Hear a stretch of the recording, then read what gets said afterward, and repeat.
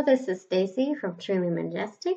Today we are going to be reviewing Crafts for All 24 paint set, and this is acrylic paint. You can use it on glass, wood, canvas, metal, and I use it on stones, and it works great also on paper clay.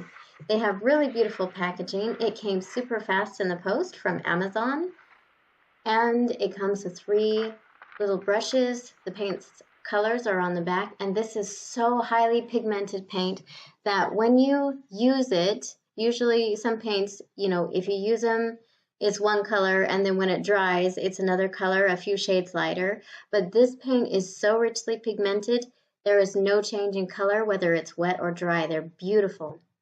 Now I'm going to show you a hands-on tutorial of how to paint a stone with these paints.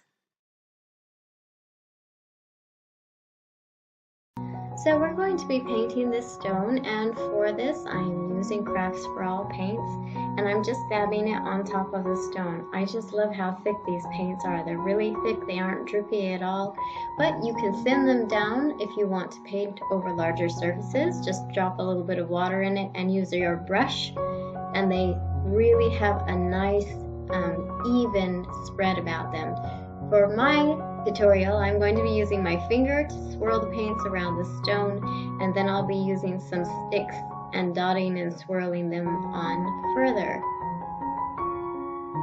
By the way, I have loads of stone painting tutorials on my series, 180 Days of Stone Painting, where I'm adding one new stone painting tutorial to my blog almost every day.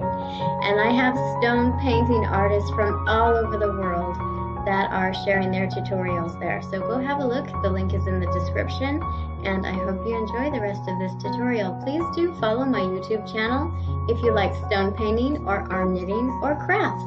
Thank you, and have an awesome day and enjoy stone painting.